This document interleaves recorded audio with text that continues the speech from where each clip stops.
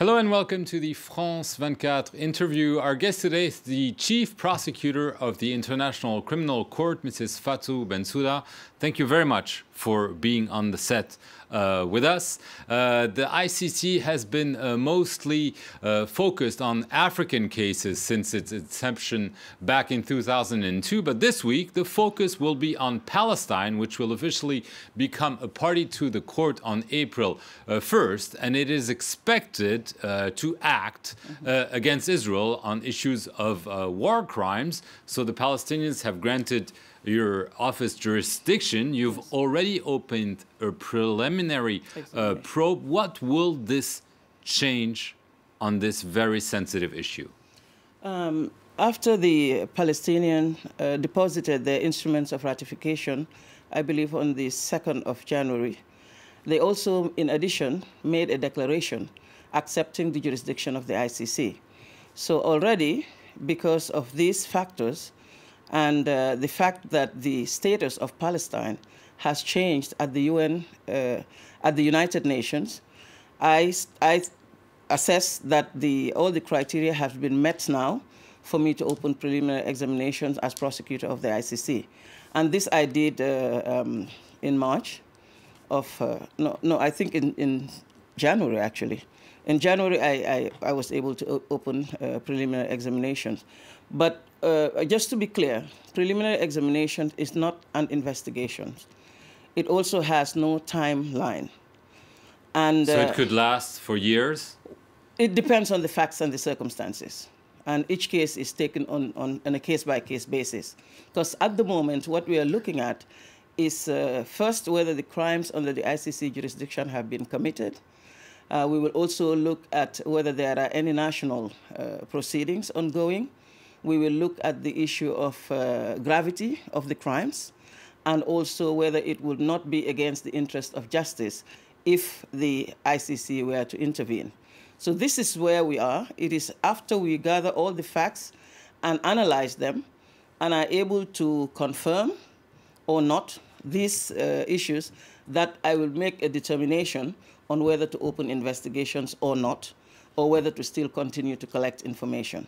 So this phase is just that. Right, but the fact that this week Palestine becomes a full member of the court could accelerate proceedings. There could be more complaints, more precise complaints from the Palestinians. They've mentioned the last war in Gaza. They've mentioned Israeli settlement activity. This could accelerate things in the proceedings. I think the only thing that can be done in addition, because already my jurisdiction is triggered anyway, and I've opened preliminary examination, what could probably be done is make a referral, an additional referral, which the only difference would be is that I would not require to go before the chamber and seek for authorization to open investigations. But otherwise, the jurisdiction of the court has already been triggered, and I have already opened preliminary examinations. Isn't it important for the court to focus on Palestine? You've heard this criticism from Africa, that this was a biased court, that this was sometimes even a racist court that was just focusing on Africa. Isn't it vital that there should be focus on Palestine or maybe the situation in Syria at some point? I think it should be, I should make it clear that geographical considerations is not a criteria for me to be in one particular place or another. But you've been criticized for that. Indeed, indeed we have been criticized, but you have to also look at the facts, the relevant facts. The criticism does not match the relevant facts on the ground. We are not in Africa investigating by choice.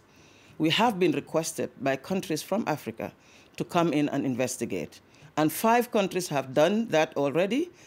One of them even twice, the Central African Republic, just recently again referred the situation to the ICC for us to come in and investigate.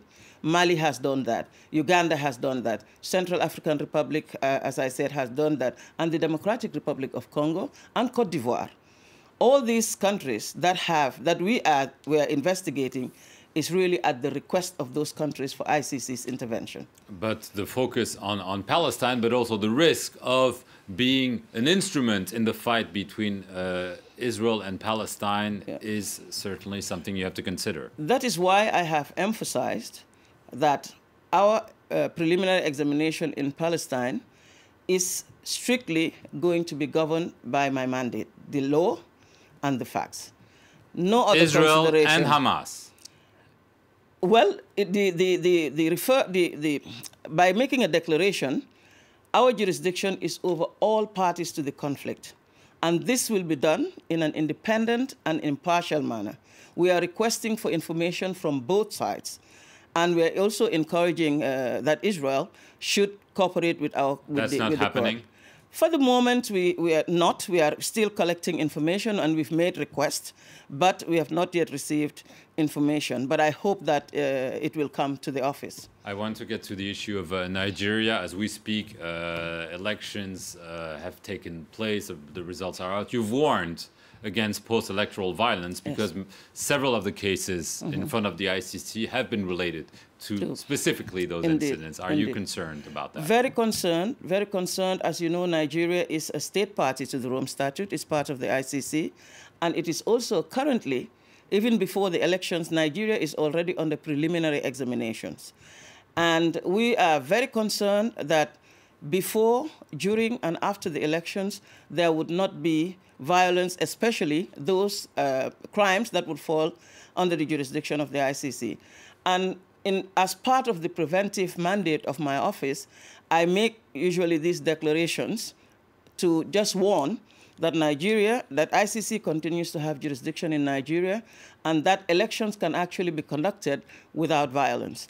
And that it would be, the ICC will not hesitate if Nigeria is not doing anything to come in case there is violence. But I hope that this will not happen. Obviously in Nigeria, there's also Boko Haram indications of very, very serious crimes. Yes. Where do you stand on that issue? No, I have already announced in the last report, preliminary examination report on Nigeria, I have indicated that in our assessment, the crimes that have been committed by Boko Haram have reached the gravity of being referred to as crimes against humanity.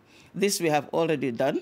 As I said, when we go into a situation, we look at all the parties that are in the conflict. That assessment is still ongoing. My people are going to the field.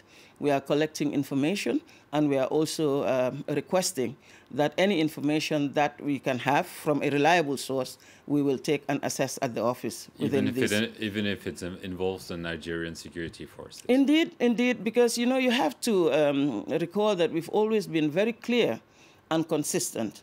In all the situations that we get involved, we make it publicly known, whether it's a referral or not, that we will be looking at all parties to the conflict. Okay. And in this situation as well, we're looking at all parties to the conflict. Speaking of one country where you've been accused of only looking at one side, Côte d'Ivoire, the Ivory Coast, obviously the former president, Laurent Gbagbo, is going to face trial fairly soon. We don't know the date yet. You've also asked that his wife, Simone Gbagbo, be handed to the International Criminal Court. She was just tried in Ivory Coast. You still want her in the ICC, but the Ivory Coast is saying no. The matter actually is now before the appeals chamber, because as you know, my office has insisted that the case is still admissible before the ICC, and that she should be handed over to the Because you don't trust the local justice system? No, it has nothing to do with that. There is a system of complementarity in the ICC, and that complementarity does not mean that we judge the judiciary, the national judiciary.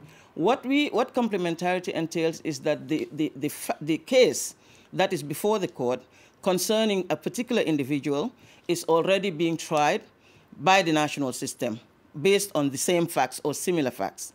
If that is not the case, then we argue before the court that the case is still admissible. Are you confident she will be brought before the ICC? Well, we've made the request. Right now, where we are is that the appeals chamber is to decide on the matter because it was appealed and it's before them. They've not yet made a decision, but our request has been that she should be surrendered to the ICC. Are you finally going to act against the pro-Ouattara camp?